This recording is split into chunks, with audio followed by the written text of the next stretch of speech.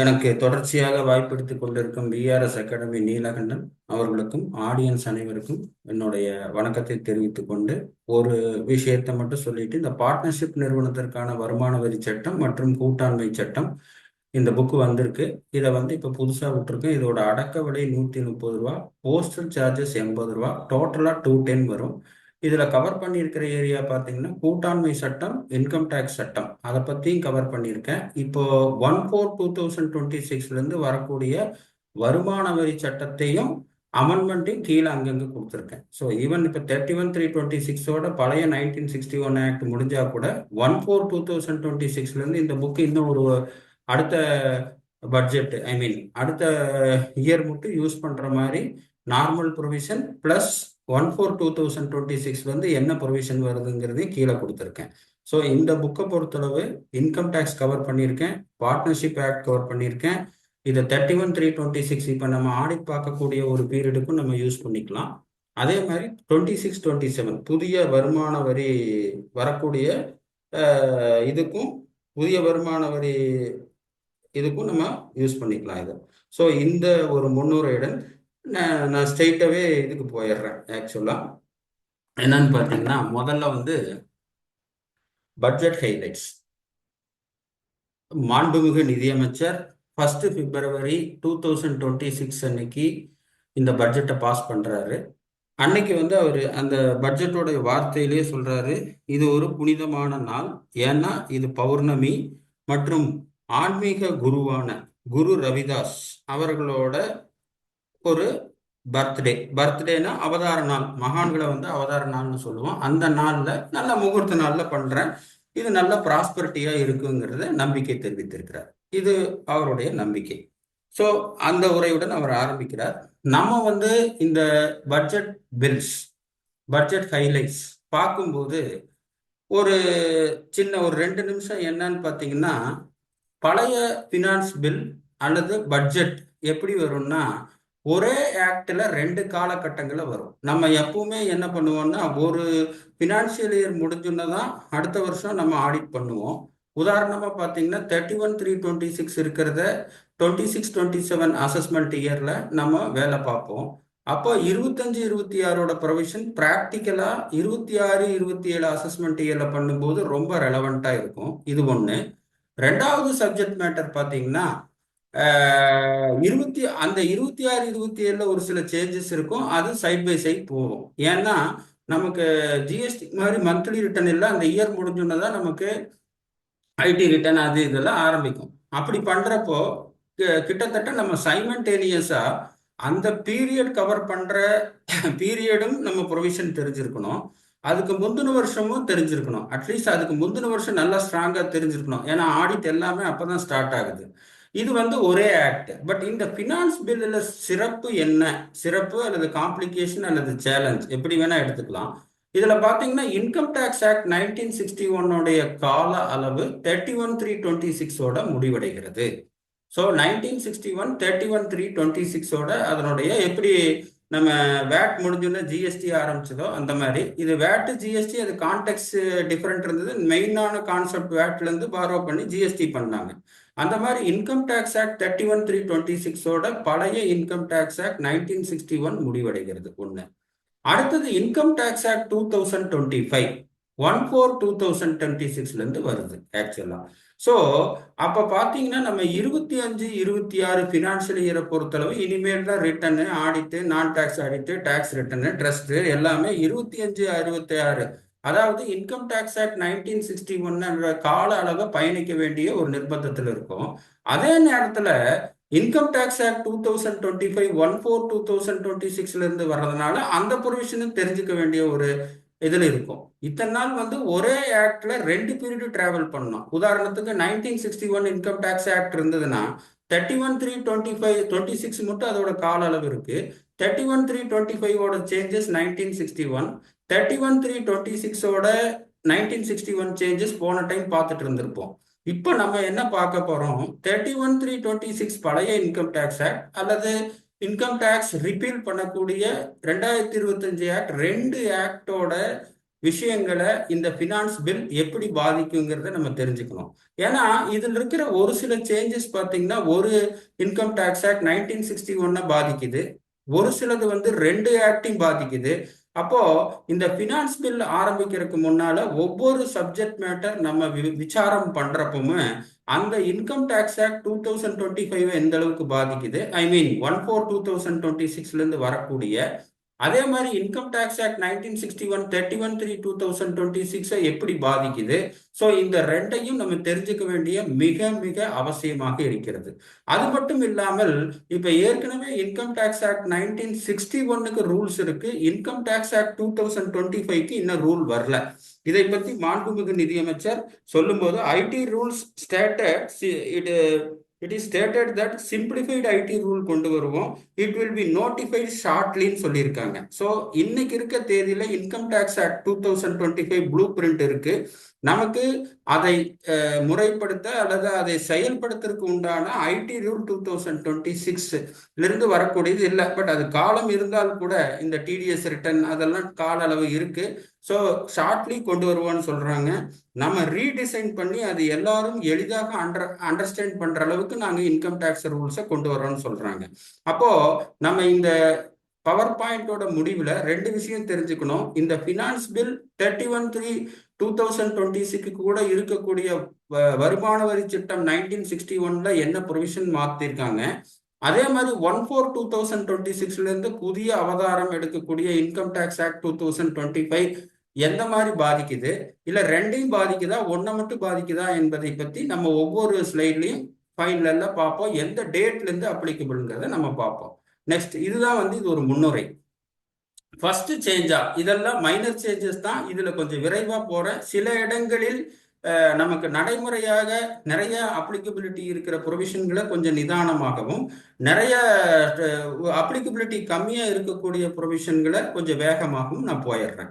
இப்போ இந்த சேஞ்சஸ் பார்த்தீங்கன்னா மோட்டார் வெஹிக்கிள் ஆக்ட்ல இருந்து ஒரு இன்ட்ரெஸ்ட் வாங்கினா எக்ஸம்ட், இதுதான் ப்ரொவிஷன். மோட்டார் வெஹிக்கிள் ஆக்ட்ல இருந்து ஒரு இண்டிவிஜுவல் ஒரு ஆக்சிடென்ட் ஆகுது, இண்டிவிஜுவல் இருக்காரு, அவருக்கு ஒரு பர்மனன்ட் டிசபிலிட்டி இருக்கு, அல்லது அவர் டெத் ஆயிடுறாரு, பர்மனன்ட் டிசபிலிட்டி இருக்கு, பாடி இன்ஜுரி இருக்குன்னா டெத் ஆனா அந்த இண்டிவிஜுவல் அல்லது அவரோட லீகல் ஹேர் பணத்தை வாங்குவாங்க நேச்சுரலா. ஏன்னா அவரு டிசீஸ்டா இருக்கனால அவரோட லீகல் ஹேர் பாத்தியதை இருக்கு. அதே மாதிரி ஒரு இண்டிவிஜுவல் பர்மனன்ட் இன்ஜுரி அல்லது ஒரு பர்மனன்ட் டிசபிலிட்டி இருக்கிறப்போ அவரே அதை ரிசீவ் பண்ணுவார்.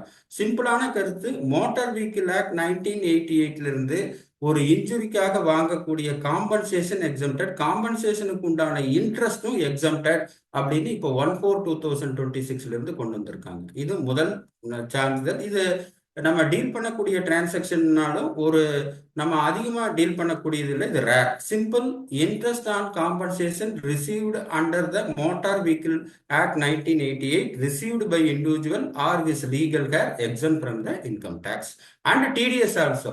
எப்போ ஒரு இன்கம், இதை பத்தி பின்னால் ஒரு ஸ்லைட் இருக்கு, எப்போ ஒரு இன்கம் எக்ஸம்ட்டுங்கிற ஒரு முடிவுக்கு வர்றோமோ அதோட டிடிஎஸும் எக்ஸம்டடா தான் இருக்கு. இது முதல் கருத்து.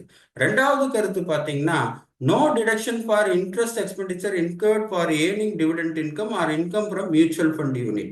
ஸோ ஒரு அடுத்தது வந்து இன்கம் ஃப்ரம் அதர் சோர்சஸ்ல ஒரு மாறுதல் இருக்கு. ஏன்னா நம்ம 5 ஹெட் இருக்கு இல்லையா, income from salary, income from சேலரியில பாத்தீங்கன்னா நோ சேஞ்ச் இன் ரேட்டுன்னு சொல்லிட்டாங்க.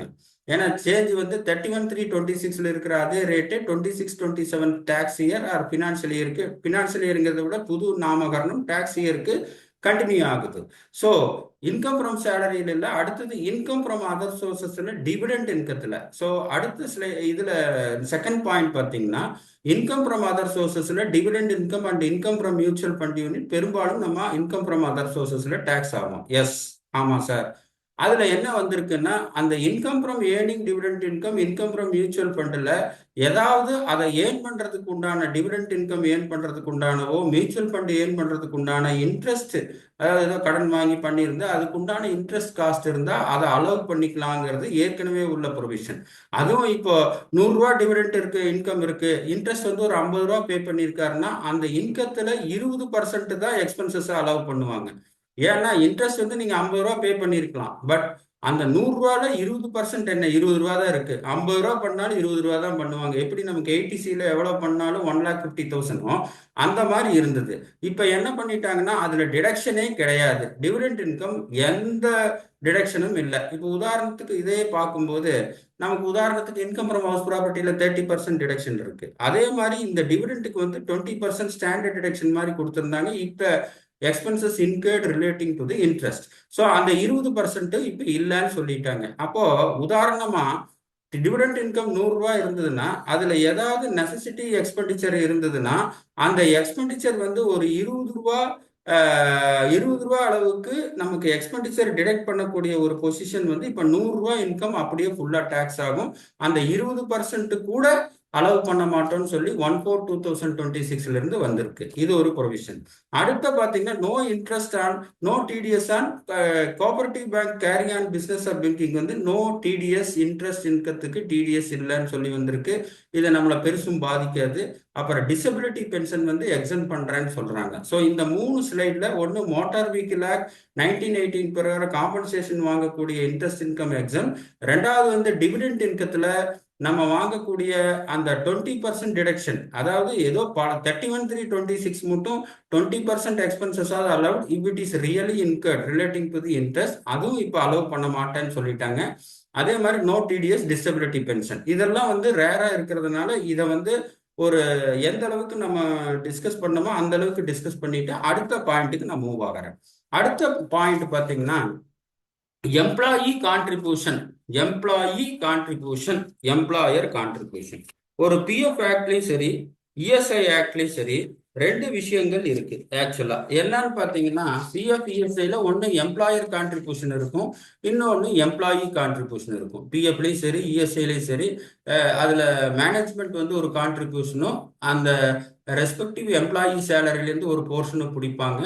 எம்ப்ளாயர் கான்ட்ரிபியூஷன் பிளஸ் அந்த ரெஸ்பெக்டிவ் எம்ப்ளாயியோட சேலரியில பிடிக்கக்கூடிய ரெண்டு அமௌண்ட்டும் சேர்த்து அவங்க வந்து டெபாசிட் பண்ணுவாங்க. இதுல கவர்மெண்ட் அந்த ரெஸ்பெக்டிவ் ஆக்டுக்கு.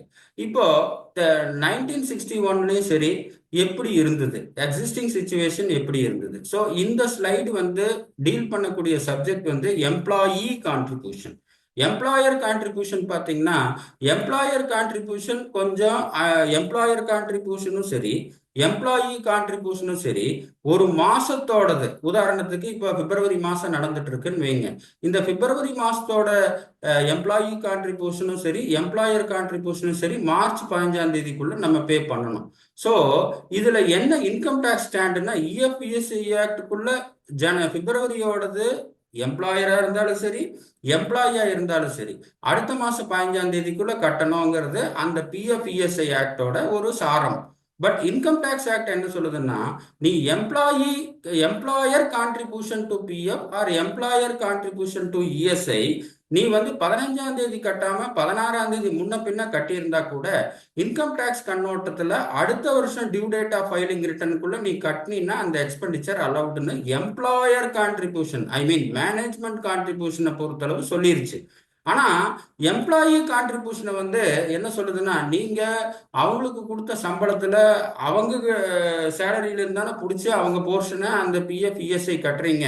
அதனால பிஎஃப் இஎஸ்ஐ பிரிஸ்கிரைப் பண்ணியிருக்கிற தேதியான அடுத்த மாசம் 15ஆம் தேதியிலிருந்து ஒரு நாள் தள்ளி எம்ப்ளாயி கான்ட்ரிபியூஷன் கட்டினா கூட அதை நாங்க எக்ஸ்பெண்டிச்சரை அலோவ் பண்ண மாட்டோம், இன்கத்துல சேர்த்தணும்னு சொல்றாங்க. ஸோ அப்ப ஏற்கனவே இருக்கக்கூடிய இன்கம் டேக்ஸ் ஆக்டின் சாராம்சம் employer contribution to PF or employer contribution to ESI முன்ன பின்ன உதாரணத்துக்கு 25-26 பீரியட்ல முன்ன பின்ன டிலே பண்ணியிருந்தால் கூட அந்த due date of filing return for example tax ஆடிட்னா 31 அக்டோபர், நான் டாக்ஸ் ஆடிட்னா இப்போ 31 ஆகஸ்ட் கொண்டு வந்திருக்காங்க. ஸோ அந்த டைமுக்குள்ள பண்ணியிருந்தா கூட அலவுடு. ஆனா இது என்ன சொல்றாங்கன்னா இதுல புது இன்கம் டேக்ஸ் ஆக்ட்ல தான் வருது. அதாவது 1961 ஆக்ட் வந்து 31/3/26 மட்டும் இருக்கு. அப்போ 31/3/25/26க்கு இனிமேல் தான் ஆடிட் பண்ண போறோம். அதுல வந்து எந்த மாறுதலும் இல்லை. அதுல எம்ப்ளாயி கான்ட்ரிபியூஷன் நீங்க ஒரு நாள் டிலேயா பண்ணா கூட அது டிஸ்அலவன்ஸ் தான். ஏன்னா ஏற்கனவே பிப்ரவரி மட்டும் முடிஞ்சாச்சு, அப்படியே ஜனவரி மட்டும் முடிஞ்சிருக்கும், பிப்ரவரி மார்ச் மட்டும் பெண்டிங் இருக்கும். ஸோ அந்த ப்ரொவிஷன்ல மாற்றம் இல்லை. ஆனா அடுத்த வருஷம் 26-27 டாக்ஸ் இயர் பினான்சியல் இயர் வருது இல்லையா, அந்த வருஷத்துல இருக்கிற எம்ப்ளாயி கான்ட்ரிபியூஷன், ஐ மீன் 1/4/2026 எம்ப்ளாயி கான்ட்ரிபியூஷன் 15th மே 2026 கட்டாம 16th மே 2026 பார்த்தீங்கன்னா கட்டினீங்கன்னா டிஸ்அலவன்ஸ் ஆகும். எம்ப்ளாயி கான்ட்ரிபியூஷன் முதல் சட்ட பிரகாரம். இப்போ என்ன சொல்லியிருக்காங்கன்னா, அது எம்ப்ளாயி கான்ட்ரிபியூஷன் எம்ப்ளாயர் கான்ட்ரிபியூஷனோட ட்ரீட் பண்ணி ரெண்டுமே நீங்க டியூ டேட் ஆஃப் ஃபைலிங் ரிட்டர்னுக்குள்ள கட்டினா அலோவ் பண்ணிடுறோம். ரெண்டு ஒரே கோணத்துல கொண்டு வந்துட்டாங்க. ஆஹா, பரவாயில்ல சார், இது எப்ப இருந்து சார் அப்ளிகபிள்னா 1961 ஆக்ட் 31/3/26 முடிஞ்சது. ஏற்கனவே இப்ப 10 மாசம் எம்ப்ளாயர் கான்ட்ரிபியூஷனும் சரி எம்ப்ளாயி கான்ட்ரிபியூஷன் சரி கட்டி முடிஞ்சிருப்போம். இந்த ப்ரொவிஷன் 25-26க்கு பழைய, ஐ மீன் 1961 இன்கம் டேக்ஸ் ஆக்டுக்கு இது அப்ளிகபிள் ஆகாது. அதாவது இப்ப ஏற்கனவே 10 மாசம் கட்டியாச்சு. எம்ப்ளாயி கான்ட்ரிபியூஷன் ஒரு நாள் டேயா கட்டினாலும் இருக்கிற டிஸ்அலவன்ஸ் மார்ச் மட்டும் அப்படியே தான் போயிட்டு இருக்கும். அட்லீஸ்ட் 1/4/2026 இருந்து 31/3/2027 மட்டும் முடியக்கூடிய டாக்ஸ் இயருக்கு எம்ப்ளாயி கான்ட்ரிபியூஷன் நீங்க அந்த 16ஆம் தேதி கட்டினா கூட இந்த எம்ப்ளாயர் கான்ட்ரிபியூஷனும் சரி பிளஸ் எம்ப்ளாயி கான்ட்ரிபியூஷனும் சரி 26-27 tax audit due date 31 October 2027 அல்லது 26-27 டாக்ஸ் இயரோட non tax audit case 31 August 2027க்குள்ள நீங்க ரெண்டு கட்டியிருந்தீங்கன்னா ரெண்டு அலவுடு. ஸோ அப்போ முதல்ல எம்ப்ளாயி கான்ட்ரிபியூஷன் ரொம்ப நெருக்கிட்டு இருந்தாங்க. இப்ப எம்ப்ளாயர் கான்ட்ரிபியூஷனோட சொல்லி முடிச்சுக்கலாம். இப்ப இந்த ப்ரொவிஷன்ல பார்த்தா எம்ப்ளாயி கான்ட்ரிபியூஷன் கிட்ட வாங்குறத நம்ம அடுத்த வருஷம் டியூ டேட் ஆஃப் ரிட்டர்னுக்குள்ள, அது இஎஸ்ஐ பிஎஃப் ஆக்ட்ல டிலேயா அந்த இன்ட்ரெஸ்ட் வரும், அதை பத்தி நம்ம இல்லை. பட் இன்கம் டேக்ஸ் ஆக்ட்ல ரெண்டுமே டிலேயா கட்டினா அந்த டியூ டேட் ஆஃப் ஃபைலிங் ரிட்டர்னுக்குள்ள நம்ம கட்டிட்டோம்னா எக்ஸ்பெண்டிச்சர் அலவ் ஆகும். இதுதான் கொண்டு வந்திருக்காங்க. ஆனா இந்த மாறுதல் 25-26 பினான்சியல் இயருக்கு இல்லாம 26-27 பினான்சியல் இயருக்கு பயனளிப்பதாக இருக்கிறது. அதாவது 31/3/2026 மட்டும் எம்ப்ளாயி கான்ட்ரிபியூஷன் பிஎஃப்ஓ அல்லது எம்ப்ளாயர் கான்ட்ரிபியூஷன் எம்ப்ளாயி கான்ட்ரிபியூஷன் இஎஸ்ஐயோ டிலேயா கட்டியிருந்தாலும் அந்த பழைய டிஸ்அலவன்ஸ் தொடர்கிறது. 1/4/2026 புது ஃபினான்ஸ் ஆக்ட், புது இன்கம் டேக்ஸ் ஆக்ட் 2025 இருந்து இந்த பெனிஃபிட் வருது. அப்போ 31/3/26 1/4/2026 எம்ப்ளாயி கான்ட்ரிபியூஷன் அடுத்த மாசம் 16ஆம் தேதி கட்டினா கூட இன்கம் டேக்ஸ் கண்ணோட்டத்தில் அலோவ் பண்ணிடுவாங்க. அது இஎஸ்ஐபிஎஃப் ஆக்ட்ல டிலே இன்ட்ரெஸ்ட் பெனால்ட்டி அது வரும். பட் இன்கம் டேக்ஸ் கண்ணோட்டத்துல ஒரு பிரீத்திங் டைம் கிடைக்குது. அப்போ இந்த ஸ்லைடோட சுருக்கம், எம்ப்ளாயி கான்ட்ரிபியூஷன் எம்ப்ளாயர் கான்ட்ரிபியூஷனோட சம அளவில் ட்ரீட் பண்ணப்படுகிறது. இந்த ரெண்டுமே next due date of filing ரிட்டர்னுக்குள்ள நீங்க பே பண்ணீங்கன்னா அலோவ் பண்ணுது. ஆனா இந்த அஸ்திரம் 25-26க்கு பயனில்லை. 26-27 புது இன்கம் டேக்ஸ்ல இருந்து கொண்டு வரப்படுகிறது. 1/4/2026 டியூ மேல நம்ம பே பண்ணும்போது இது பெரும்பாலும் பலனளிக்கும். இதுதான் இதோட சுருக்கமான கருத்து. அடுத்த மாறுதல் TCS, tax collected at source. Tax collected at சோர்ஸ்ல பாத்தீங்கன்னா டோட்டல் 9 ஐட்டம் இருக்கு. எக்ஸிஸ்டிங் ரேட், இப்போ கரண்ட் ரேட் என்னன்ட்டு இப்போ நேச்சுரலா இந்த டிசிஎஸ் சேஞ்ச் எல்லாம் 1/4/2026 இருந்தா வரும். ஏன்னு கேட்டீங்கன்னா ஏற்கனவே இருக்கக்கூடிய எக்ஸிஸ்டிங் ரேட் 10 மாசம் எல்லாம் கட்டி முடிச்சிருப்போம். ஆனா இப்போ 8-9 ஆச்சு தேதி. ஸோ அதனால இப்போ ஜனவரி மட்டும் எல்லாம் பைசல் பண்ணியிருப்போம். பிப்ரவரி மார்ச் மட்டும் பெண்டிங் இருக்கும். ஸோ இப்போ 10 மாசம் முடிஞ்சது, இது ரெட்ராஸ்பெக்டிவ் எஃபெக்டா கொடுக்க முடியாது. அதனால இப்போ இருக்கிற 2 மாசம் இதே பழைய பர்சன்டேஜ்லயே ஓட்டிட வேண்டியதுதான். 1/4/2000. ஏன்னா TCS provision return filing provision மாதிரி இல்லை. ரிட்டர்ன் ஃபைலிங் ப்ரொவிஷன் இனிமேல் தான் ஆரம்பிக்க போகுது. TCS tax collected at source provision பார்த்தீங்கன்னா ஏற்கனவே 10 மாசம் 25-26ல கடந்து நிற்கிறோம். இப்போ பிப்ரவரியில் நிற்கிறோம். பிப்ரவரியோடது மார்ச், மார்ச்சோடது ஏப்ரல், அந்த 2 மாதம் தான் பெண்டிங் இருக்கு. அதனால இப்போ இது கொடுத்தாலும் 10 மாசம் அந்த ரேட்டு, 2 மாசம் இந்த ரேட்டுன்னு கன்ஃபியூஸ் ஆகிட்டு இருக்கும். அதனால் இந்த பட்ஜெட்ல என்ன பண்ணியிருக்காங்க, 1/4/2026 இருந்து இந்த ரேட் எஃபெக்டிவ் வருது அப்படின்னு சொல்லியிருக்காங்க. சரி, என்ன இது கான்செப்ட் ஏதோ இருக்கு, பரவாயில்ல. இது கான்செப்ஷனலா எப்படி, ஏன், என்ன சொல்றாங்க, எப்படி அண்டர்ஸ்டாண்ட் பண்ணலாம். ஸோ ஆல்கஹாலிக் லிக்கர் ஸ்கிராப், இப்போ எக்ஸிஸ்டிங் ரேட், இப்போ இருக்கக்கூடிய எக்ஸிஸ்டிங்னா இன்னைக்கு இருக்கக்கூடிய ரேட் பார்த்தீங்கன்னா மேலே சொல்லியிருக்கேன் கிரீன் கலர்ல.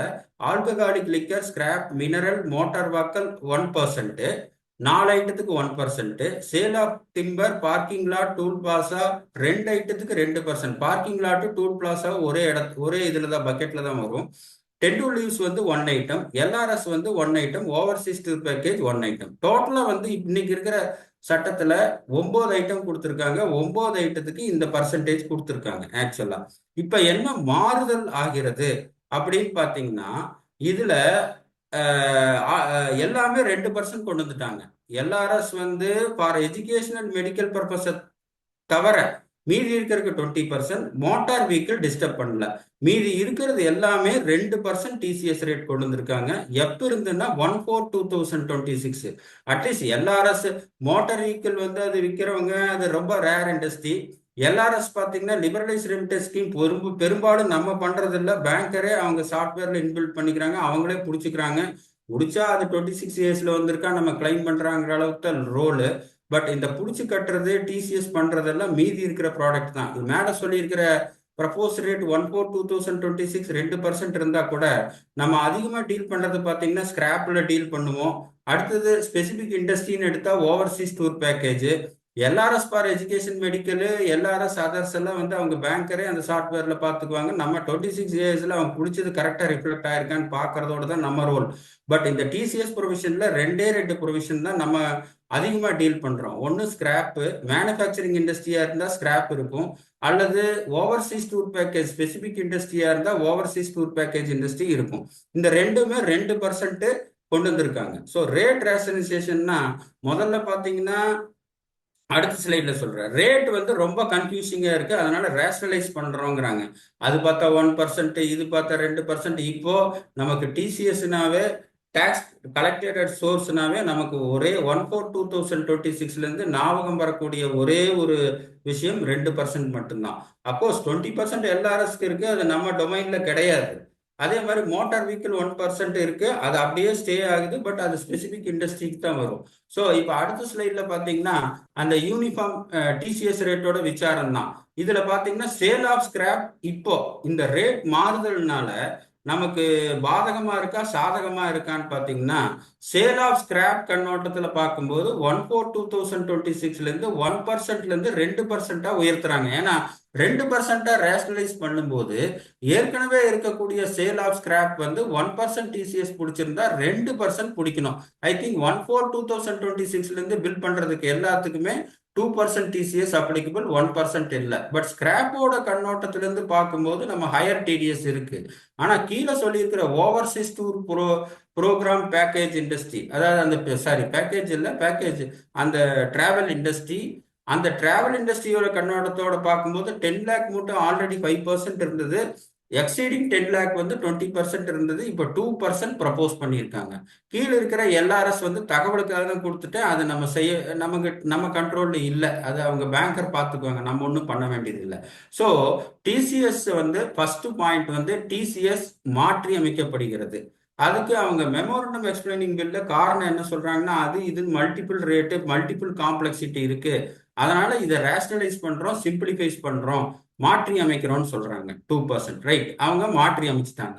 இது எப்ப இருந்து அமலுக்கு வருகிறதுனா 1/4/2026 இருந்து வருது. ரைட். அடுத்தது வந்து இதுல நம்ம அடிக்கடி ஃப்ரீக்வெண்டா டீல் பண்ணக்கூடிய சப்ஜெக்ட் வந்து ஒன்னு சேல் ஆஃப் ஸ்கிராப் வந்து ரேட்டிங் 1ல வரும், ஓவர்சீஸ் டூர் பேக்கேஜ் வந்து ஸ்பெசிபிக் இண்டஸ்ட்ரிக்கு வரும். அப்ப சேல் ஆஃப் ஸ்கிராப் வந்து இது மட்டும் 1% டிசிஎஸ் பிடிச்சிட்டு இருந்தது, 1/4/2026 இருந்து 2% பிடிக்கணும் ஒன்னு. ரெண்டாவது வந்து ஸ்பெசிபிக் இண்டஸ்ட்ரீஸ் எடுத்தா ஓவர்சீஸ் டூர் பேக்கேஜ் வந்து ஏற்கனவே 10 லட்சத்துக்குள்ள இருந்தா 5%, இப்ப 10 லட்சத்துக்கு மேல போனா 20%, 2 ஸ்லாப் இருந்தது. 2% ப்ரப்போஸ் ரேட்டு ரெண்டுமே 2% பண்ணிட்டாங்க. எல்ஆர்எஸ் வந்து நம்ம கவலைப்பட வேண்டியதில்லை, தகவலுக்காக கொடுத்துருக்க, அவங்க பேங்கர் பார்த்துக்குவாங்க. ஸோ இந்த அமெண்ட்மெண்ட் எல்லாமே 1/4/2026 இருந்து எஃபெக்டிவ் வருது. நேச்சுரலா 31/3/26 வராது, ஏன்னா ஏற்கனவே 10 மாசம் முடிஞ்சு போச்சு. பெருசா இது கொடுத்தா கூட இது பினான்ஸ் ஆக்ட் எல்லாம் பாஸ் பண்ணி வர்றதுக்கு மார்ச் கடந்துரும். ஸோ அதனால் இந்த ரேட் சேஞ்சஸ் 1/4/2026 இருந்து வருது. எப்படி ஜிஎஸ்டியில வந்து இந்த ரேட் எல்லாம் ரொம்ப சிம்பிளிஃபை பண்ணி மாற்றி அமைச்சு இந்த இது ஹெச்எஸ்என் 5%, 12%, 18% இந்த கன்ஃபியூஷன்ல கொஞ்சம் ரேட்டை மாற்றி அமைச்சிட்டு இருக்காங்களோ, அதே மாதிரி டிசிஎஸ் ரேட்ல பட்ஜெட்ல இனிமேல் நமக்கு தாரக மந்திரம் 2%, 2%, 2%, 1/4/2026 இருந்து ஸ்கிராப்புக்கு அது அதிகமா டீல் பண்றதுனால 1%ல இருந்து 2% மாற்றி அமைக்கப்படுகிறது. இது ரெண்டாவது. அடுத்தது பாத்தீங்கன்னா திருப்பி டிசிஎஸ் முடிஞ்சது. அடுத்தது டிடிஎஸ்ல வந்திருக்கிற ஒரு இம்பார்ட்டன்ட் அமெண்ட்மெண்ட் என்னன்னு கேட்டீங்கன்னா, இப்போ உதாரணத்துக்கு இம்மூவபிள் ப்ராப்பர்ட்டி டிரான்சாக்ஷன் 50 லட்சம் ரூபாய்க்கு மேல வாங்கினாவோ அல்லது ஸ்டாம்ப் டியூட்டி வேல்யூ 50 லட்சம் விச்செவர் இஸ் கிரேட்டர் இருந்தால் அந்த 1% டிடிஎஸ் பிடிக்கணும். இது எல்லாத்துக்குமே தெரியும். டிடிஎஸ் பிடிக்கணும். அப்போ சில நேரத்துல ஒரு இண்டிவிஜுவலா இருக்காரு, ஒரு ஹெச்எஃப் இருக்காருன்னா அவர் நார்மலா டேன் நம்பர் இருக்காது. அவர் ஒருவேளை பிசினஸ் அசோசியா இருந்து டாக்ஸ் ஆடிட் கேஸ் பெரிய டேர்ன் ஓவர் பண்ணா எல்லாத்துக்கும் பேன் நம்பர் இருக்கும், எல்லாத்துக்கும் ஜிஎஸ்டி நம்பர் இருக்கும். பட் எல்லாத்துக்கும் டேன் நம்பர் இருக்கணுங்கிற அவசியம் கிடையாது. ஏன்னா பிசினஸ் பண்றவங்க எல்லாருமே பெரும்பாலும் பேன் நம்பர் வச்சிருப்பாங்க, ஜிஎஸ்டி நம்பர் வச்சிருப்பாங்க. ஈவன் ஜிஎஸ்டி டேன் நம்பர் கூட தேவையில்லை, டிடிஎஸ் நம்பர் கூட இந்த கவர்மெண்ட் அண்டர்டேக்கிங் தான் தேவை. ஸோ இன்கம் டேக்ஸ் பேன் நம்பரும் ஜிஎஸ்டி நம்பரும் கண்டிப்பாக ஒரு பிசினஸ் நார்மலா பண்றவங்ககிட்ட இருக்கும். பட் டேன் நம்பர் வந்து இருந்துதான் ஆகணுங்கிற அவசியம் இல்லை. ஏன்னா சில இடத்துல டேன் ப்ரொவிஷனே அப்ளிகபிள் ஆகாதப்ப எடுத்து வச்சு அதுக்கு யார் நெல் ரிட்டர்ன் ஃபைல் பண்ணிட்டு உட்காந்துட்டு இருக்கிறது? இல்ல நோட்டீஸ் வரும், இருக்கா இல்லையா என்ன பண்ணீங்க அது வரும். ஸோ அதனால் பெரும்பாலும் டேன் இருக்காது. ஆனா சரி அது இருக்கு இல்ல அது ஒரு கருத்து. பட் இப்போ இந்த டிரான்சாக்ஷன் நான் பேசுறது வந்து இம்மூவபிள் ப்ராப்பர்ட்டி டிரான்சாக்ஷன் 50 லட்சத்துக்கு மேல போனா 1% டிடிஎஸ் பிடிக்கணுங்கிறது இது. ஆனா வெறும் இம்மூவபிள் ப்ராப்பர்ட்டி டிரான்சாக்ஷன் மட்டும் இருக்கக்கூடிய ரெசிடென்ட் இண்டிவிஜுவலுக்கு சரி, ஹெச்எஃப்க்கு சரி, உதாரணத்துக்கு immovable property transaction immovable property transaction 50 லட்சத்துக்கு மேல இருக்கு. அது பையரும் ரெசிடென்ட், செல்லரும் ரெசிடென்ட், ரெண்டு பேருமே இந்தியாவுக்குள்ள இருக்காங்க, ரெண்டு பேருமே இந்தியன் ரெசிடென்ட் அப்படின்னா நம்ம டேன் நம்பர் தேவையில்லை, பேன் நம்பர் வச்சு டிடிஎஸ் பிடிச்சிக்கலாம், டிடிஎஸ் பிடிச்சி கட்டிக்கலாம். ஸோ டேன் நம்பர் இந்த டிரான்சாக்ஷனுக்காக எடுக்க வேண்டியது இல்லை. ஏன்னா இது ஏதாவது ஒரு பெக்யூலியர் டிரான்சாக்ஷன், பையரும் செல்லரும் ரெண்டு பேரும் இந்தியன் ரெசிடென்டா இருக்கக்கூடிய பட்சத்தில் இமூவபிள் ப்ராப்பர்ட்டி டிரான்சாக்ஷன் 50 லட்சத்துக்கு மேல போகக்கூடிய ஒரு சூழ்நிலையில் அந்த மாதிரி இருக்கிறப்போ டிடிஎஸ் நம்ம 1% பிடிச்சால் கூட அதுக்கு தனியா டேன் நம்பர் தேவையில்லை, இருக்கிற பேன் நம்பர் வச்சே பண்ணிக்கலாங்கிறதா ஏற்கனவே இருக்கக்கூடிய ஒரு ப்ரொவிஷன். சரி, இது ரைட்டு. இப்ப நீங்க என்ன சொல்ல போறீங்க? இந்த பட்ஜெட்ல என்ன அமெண்ட்மெண்ட் வந்திருக்கு, எப்ப இருந்து அமெண்ட்மெண்ட் வந்திருக்கு அப்படி பார்க்கும்போது இம்மூவபிள் ப்ராப்பர்ட்டி டிரான்சாக்ஷன் சம்பந்தமா தான். ஆனா resident buyer and non resident seller, resident பையருக்கும் நான் ரெசிடென்ட் செல்லருக்கும் முதல்ல என்ன இருக்கு? Resident buyer and resident seller ரெண்டு பேருமே இந்தியாவுக்குள்ள இருக்காங்க, பேன் நம்பர் தேவையில்லை. இமூவபிள் ப்ராப்பர்ட்டி டிரான்சாக்ஷனுக்கு பேன் நம்பர் இருந்தா அதை கட்டி அவரும் பார்த்துக்கலாம், 26 இயர்ஸ்ல இவரும் கட்டிக்கலாம். அடுத்தது இப்ப என்ன கொண்டு வந்திருக்காங்கன்னா immovable property transaction buyer Indian resident, seller வந்து நான் ரெசிடென்ட். அப்படி இருக்கிறப்ப டேன் நம்பர் வேணுமா வேண்டாமான்னு இப்ப இருக்கிற பொசிஷன் பாத்தீங்கன்னா resident to resident transaction section 192ல இருந்து ஆரம்பிச்சு 193, இப்ப புது இன்கம் டாக்ஸ் ஆக்ட்ல 393 வருது. ஆனா resident to non resident transaction income tax act 1961ல 190 செக்ஷன் 195ல கவர் ஆகுது. ஸோ எப்போ section resident to non resident transaction இருக்கோ அப்போ வந்து டேன் நம்பர் கண்டிப்பா அந்த ஒரு டிரான்சாக்ஷன் இருந்தாலும் டேன் நம்பர் எடுக்க வேண்டிய அவசியம். ஆனா resident to resident transaction immovable property transaction TAN number எடுக்க வேண்டியதில்லை, பேன் நம்பரை வச்சு இப்ப பண்ணிக்கலாங்கிறது எக்ஸிஸ்டிங் சிஸ்டம். பட் அதே same immovable property transaction buyer ரெசிடென்டா இருந்து செல்லர் நான் ரெசிடென்டா இருக்கிறப்போ டேன் நம்பர் எடுக்க வேண்டிய ஒரு நிர்பந்தம் இருந்தது இப்போ இருக்கிற ப்ரொவிஷன்ல. இப்ப என்ன சொல்றாங்கன்னா எப்படி immovable property transaction resident buyer and resident செல்லருக்கு டேன் வேண்டாம், பேனை வச்சே நீங்க மேனேஜ் பண்ணிக்கலாம்னு சொல்றேமோ அதே மாதிரி immovable property transaction between resident buyer and non resident seller இருந்தால் கூட நீங்க அந்த டிரான்சாக்ஷனுக்கு பொறுத்து ஒரு டேன் நம்பர் எடுத்துட்டு அதை பைட் பண்ணிட்டு அதை ஏதோ ஒன்று பண்ணிட்டு இருக்க வேண்டியது இல்லை. அதுக்கும் வந்து நீங்க பேன் நம்பர்லயே கட்டிக்கலாம்னு கொண்டு வந்திருக்காங்க. சரி சார், இது எப்ப சார் இந்த ஒரு டிரான்சாக்ஷனுக்காக நிறைய பேர் டேன் நம்பர் எடுத்துட்டு நில் ரிட்டர்ன் வச்சுட்டு இல்லாத அப்ப அந்த கட்டண நேரத்துல எல்லாம் மறந்துட்டு அது ஏதோ நோட்டீஸ் வந்துட்டு இருக்குது சார். இப்ப என்ன சார் பண்றதுன்னா இந்த ப்ரொவிஷன் 1/10/2026ல இருந்து வருது, 14ல இருந்து இல்ல 1/10/2026ல இருந்து வருது. ஸோ இந்த பவர் பாயிண்டோடைய ஒரு முக்கியமான இந்த அனலைஸ்ல நமக்கு என்ன கிடைக்குது? ஒருத்தர் ரெசிடென்ட் இண்டிவிஜுவல் அண்ட் ஹெச்எஃப் இருக்காரு பையர், இமூவபிள் ப்ராப்பர்ட்டி டிரான்சாக்ஷன் பண்றாரு, எஸ். அவரோட செல்லர் வந்து நான் ரெசிடென்டா இருக்காரு, எஸ். இதுக்காக டேன் நம்பர் எடுக்கணுங்கிறது இன்னைக்கு காலகட்டத்தில் இருக்கு, எஸ். இதுக்காக டேன் நம்பர் எடுக்க வேண்டாம், பேன் நம்பர் மட்டும் போதுங்கிறது 1/10/2026 இருந்து வருது. இதுதான் வந்து இதோட அல்டிமேட் சாரம். அப்போ 1/10/2026 வந்துன்னா சேஞ்சஸ் பழைய இன்கம் டேக்ஸ் ஆக்ட் 1961 31/3/26 முடிகிறதுனால அதுல சேஞ்சஸ் இல்லை அப்படிங்கிறது புரிஞ்சுக்கலாம். இது ரொம்ப ரொம்ப வெல்கம் சேஞ்ச். ஏன்னா நான் ரெசிடென்ட் டிரான்சாக்ஷனுக்கு இண்டிவிஜுவலோ ஹெச்எஃப்ஓ டீல் பண்றப்போ இந்த ஒரு பர்டிகுலர் டிரான்சாக்ஷனுக்காக டேன் எடுத்துட்டு அது நில் ரிட்டனா ஏதோ ஃபைல் பண்ணிட்டு நோட்டீஸ்க்கெல்லாம் பதில் சொல்ல வேண்டியதில்லை. இது வந்து immovable property transaction resident buyer and resident செல்லரோட அட் பர் ட்ரீட் பண்றாங்க. இது ஒண்ணு. அடுத்தது பாத்தீங்கன்னா அது டிடிஎஸ்ல வந்திருக்கிற சேஞ்சு, அது அக்டோபர்ல இருந்து கிடைக்குது. அடுத்தது பாத்தீங்கன்னா இன்கம் டேக்ஸ் டிடிஎஸ். இதுலயே இன்னொரு மாறுதல், சப்ளை ஆஃப் மேன் பவர் 393 போட்டிருக்கேன். இது இன்கம் டேக்ஸ் ஆக்ட் 2025 இருக்கனால கூட பழைய பழைய 1961 இப்ப இருக்கிற பழையன்னு சொல்லக்கூடாது, ஏன்னா இன்னும் இருக்குல்ல டைம். இன்கம் டேக்ஸ் ஆக்ட் 1961 காலம் 31/3/26 மட்டும் இருக்கு. அதுல வச்சுட்டு இதை நான் உங்களுக்கு எக்ஸ்பிளைன் பண்றேன். 393(1) டிடிஎஸ் ஃபார் கான்ட்ராக்டர் பழைய ஆக்ட்ல 194(c)ன்னு சொல்லுவோம் ஆக்சுவலா. அதே மாதிரி section 393(1) technical service professional service 194(j). அப்போ இந்த சப்ஜெக்ட் மேட்டர் என்ன, இந்த ஸ்லைடோட சப்ஜெக்ட் மேட்டர் என்னன்னா, supply of man power is subject to TDS.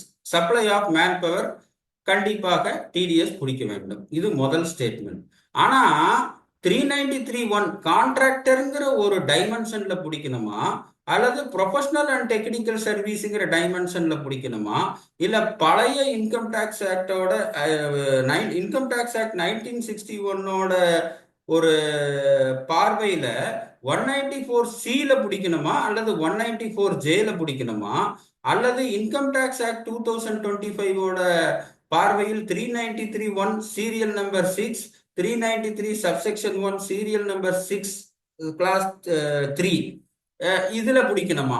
சிம்பிளா சொல்ல போனா 194(c), 194(j) இந்த works contract supply of man power எதுல வரணும் அப்படின்னா நிறைய இதுல கன்ஃபியூஷன் இருந்தது. ஒரு இது வந்து 194(c)ல பிடிக்கணும், ஒரு சிலர் வந்து இது டெக்னிக்கல் சர்வீஸ் மாதிரி 194(j)ல தான் பிடிக்கணும்னு ஒரு கிளாரிட்டி இல்லாம இருந்தது, கருத்து அபிப்பிராய பேதங்கள் இருந்தது. இப்ப என்ன சொல்லியிருக்காங்கன்னா, supply of man power TDS ஒர்க்ஸுங்கிற டெஃபினிஷன்ல கொண்டு வந்துட்டோம். அதனால் இனிமேல் வந்து 1% for individual, 2% for contract. I mean அந்த 190 பழைய இந்த இன்கம் டேக்ஸ் ஆக்ட் 1961 194(c)லயே ஃபிட் ஆகும். ஸோ இண்டிவிஜுவல் அண்ட் ஹெச்எஃப் இருந்தால் 1% பிடிச்சிக்கலாம், அதர்ஸுக்கு 2% பிடிச்சிக்கலாம். ஸோ இந்த ஸ்லைடு வந்து work subject matter supply of man power ஒன்று. இந்த ப்ரொவிஷன் வந்து 1/4/2026 இருந்து மாறுதலுக்கு வருகிறது 2. சப்ஜெக்ட் மேட்டர் வந்து இந்த supply of man power TDS for கான்ட்ராக்ட்ல பிடிக்கிறதா, அல்லது டிடிஎஸ் ஃபார் ப்ரொஃபஷனல் சர்வீஸ்ல அல்லது டெக்னிக்கல் சர்வீஸ்ல பிடிக்கிறதாங்கிற கன்ஃபியூஷன் இருந்தது. முடிவு வந்து இந்த கன்ஃபியூஷன் ஓடிட்டு இருந்தது. இப்போ முடிவு வந்து என்ன எடுத்திருக்காங்கன்னா, இது வந்து ஒர்க்ஸ் கான்ட்ராக்ட்ல இண்டிவிஜுவல் ஹெச்எஃப் இருந்தா 1%, அதர்ஸா இருந்தா 2% பிடிச்சா போதும். பழைய 194(c)ங்கிற ஒரு முடிவுக்கு வந்துட்டாங்க. இந்த ப்ரொவிஷன் 1/4/2026 இருந்து நடைமுறைக்கு வருது. இதை நடைமுறைப்படுத்த ஒர்க்ஸ் 402 சப்செக்ஷன் 47 புது இன்கம் டேக்ஸ் ஆக்ட் 2025ல அமெண்ட்மெண்ட் கொண்டு வந்திருக்காங்க. அதுல வந்து ஒர்க்ஸுங்கிற டெபினிஷன்ல சப்ளை ஆஃப் மேன் பவரும் இன்க்ளூட் பண்றாங்க. ஸோ இனிமேல் நம் கான்ட்ராக்ட் என்ற இடத்தில் supply of man power TDS பிடிச்சால் போதுமானது. இந்த மாறுதல் 1/4/2026 இருந்து வருது. 31/3/26 மட்டும் இந்த கன்ஃபியூஷன் ஸ்டில் தொடருது. பட் இது ஒரு அமெண்ட்மெண்ட் பண்ணியிருக்கனால இதோட பிரின்சிபல்ஸ் எடுத்துட்டு நம்ம 2% கூட இன்னொரு 1 மாசம் 2 மாசம் இருக்கிறதுல பண்ணலாங்கிறது என்னோட தனிப்பட்ட அபிப்பிராயம். அடுத்தது பாத்தீங்கன்னா இன்கம் டேக்ஸ் டிடிஎஸ்ல ஏற்கனவே சொன்ன இந்த மோட்டார் வெஹிக்கிள் ஆக்ட்ல இன்கம் எல்லாம் எக்ஸம்ட் ஆகுதுன்னு சொல்லிட்டு, அந்த எப்போ ஒரு இன்கம் எக்ஸம்ட் ஆகுதோ அதுக்கு உண்டான கரஸ்பாண்டிங் டிடிஎஸ் ப்ரொவிஷன் நம்ம மாற்றி அமைக்கணும். டிடிஎஸ் அதற்கு கிடையாது. ஸோ எப்போன்னு கேட்டால் அவர் இண்டிவிஜுவல் மோட்டார் வெஹிக்கிள் ஆக்சிடென்ட்ல வந்து அதர் தென் த இண்டிவிஜுவல் தனிப்பட்ட நபர் பாதிக்கப்பட்டிருந்தா அந்த தனிப்பட்ட நபர் இல்லை அவருடைய லீகல் கேரு வாரிசுதாரர் இவங்களுக்கு மட்டும்தான் எக்ஸம்டட் ஆக்சுவலா. அதர் தென் த இண்டிவிஜுவல், ஐ மீன் கார்பரேட்ல எப்படின்னு எனக்கு தெரியல. பட் இதுல சொல்லியிருக்கிறது வந்து இண்டிவிஜுவல் காம்பன்சேஷனோ அல்லது இண்டிவிஜுவல் இன்ட்ரெஸ்ட் ஆன் காம்பன்சேஷனோ வாங்கினா எக்ஸம்ட்னு சொல்லியிருக்காங்க. கரஸ்பாண்டிங் டிடிஎஸ் ப்ரொவிஷனோ அதுக்கு டிடிஎஸ் பிடிக்க வேண்டாம்னு சொல்லியிருக்காங்க. ஏன்னா எப்போ ஒரு இன்கம் வந்து எக்ஸம்டட்னு ஒரு முடிவுக்கு ஒரு அமெண்ட்மெண்ட்டுக்கு வந்துருச்சோ, கரஸ்பாண்டிங் டிடிஎஸ் ப்ரொவிஷன் வந்து எக்ஸம்டட் இன்கத்துக்கு எதுக்கு டிடிஎஸ் கட்டணும், எதுக்கு எக்ஸம்டட் சப்ளைக்கு ஜிஎஸ்டி கட்டணும், அந்த மாதிரி எக்ஸம்டட் இன்கத்துக்கு டிடிஎஸ் பிடிக்க வேண்டியது இல்லை அப்படிங்கிறது தான். அதர்ஸுக்கு வந்து டிடிஎஸ் வந்து 50,000 கீழே இருந்தா பிடிக்க வேண்டாம், பிடிக்கணுங்கிறத கொண்டு வந்திருக்காங்க. இது வந்து ரொம்ப நம்ம அடிக்கடி டீல் பண்ற ப்ரொவிஷன் இல்லை. அதே மாதிரி டிடிஎஸ் ரிலேட்டட் டிஃபால்ட் பார்த்தீங்கன்னா அது ஒரு கிரிமினல் அஃபென்ஸாக கொண்டு வராம TDS relating to the deposit and lottery crossword winnings, இது ஆன்லைன் கேம்ல இருக்கக்கூடிய டிடிஎஸ் பிடிச்சிட்டு கட்டலன்னா அது ஒரு கிரிமினல் அஃபென்ஸ் மாதிரி இருந்தது. அதை இப்போ குறைச்சிருக்காங்க. அதே மாதிரி இதுல இன்னொன்று சொல்லணும், இந்த low deduction certificate, low rate certificate வந்து ஃபார்ம் 13 அப்ளை பண்ணுவோம். இருந்தாலும் ஹியரிங் எல்லாம் நேரில் போய் அசசிங் ஆஃபீஸரை பார்த்துட்டு தான் நம்ம சர்டிஃபிகேட் வாங்குறதா இருந்தது. இப்போ ஸ்மால் டாக்ஸ் பேயருக்கு நீங்க ஆன்லைன்லயே அப்ளை பண்ணி ஆன்லைன்லயே அவர் கொடுக்கணுங்கிறது வந்திருக்கு. ஏன்னா லோ ரேட் டிடக்ஷன் வந்து இப்போ ட்ரேசஸ்ல ஃபார்ம் 13 அப்ளை பண்றோம், பண்ணால் கூட அது பிஹெச் அது இதெல்லாம் ஃபேஸ் டு ஃபேஸ் இன்ட்ராக்ஷன் தான் இருக்கு. அட்லீஸ்ட் இப்போ என்ன சொல்றாங்கன்னா ஸ்மால் டாக்ஸ் பேயர்னு இனி வரக்கூடிய ரூல்ஸ்ல தான் தெரியும் இது யார் ஸ்மால் டாக்ஸ் பேயர், எந்த அளவுக்கு கீழே இருக்கிறவங்க ஸ்மால் டாக்ஸ் பேயர்ன்ட்டு. ஸ்மால் டாக்ஸ் பேயர்ஸ் போய் நேரில் போய் அங்கேயும் இங்கேயும் அலைய வேண்டாங்கிறதுக்காக ஃபார்ம் 13 வந்து ஆன்லைன்லேயே போட்டுடலாம். அசசிங் ஆஃபீஸர் ஏதாவது தகவல் இருந்தால் இப்போ எப்படி நம்ம ஜிஎஸ்டியில் தகவல் கோரி மாதிரி கேட்குறாங்க, அதை கேட்டுட்டு ஆன்லைன்லேயே கொடுக்கணுங்கிறது கொண்டு வந்திருக்காங்க. பட் மதர் டேக்ஸ், பெரிய டேக்ஸ் பேயரை பொறுத்தளவு பெரிய டெசிஷன் எல்லாம் எடுக்கும்போது still face to face interaction தொடர்கிறது. ஸோ அப்போ லோயர் ரேட்டுக்கு ஸ்மால் டேக்ஸ் பேயருங்கிறது இன்னைக்கு இருக்கிற காலகட்டத்தில் இன்கம் டேக்ஸ் ரூல் வராதனால நம்ம சொல்ல முடியல. பட் அப்போ லோ டிடக்ஷன் சர்டிஃபிகேட்டுக்கு ஸ்மால் டேக்ஸ் பேயருக்கு பர்சனலாக போக வேண்டாம், ஆன்லைன்லேயே அப்ளிகேஷன் பண்ணிக்கலாம், ஆன்லைன்லேயே கொரிக்கு ரெஸ்பான்ஸ் பண்ணிக்கலாம், ஆன்லைன்லேயே சர்டிஃபிகேட் வாங்கிக்கலாம் அப்படிங்கிற ப்ரொவிஷன் கொண்டு வந்திருக்காங்க.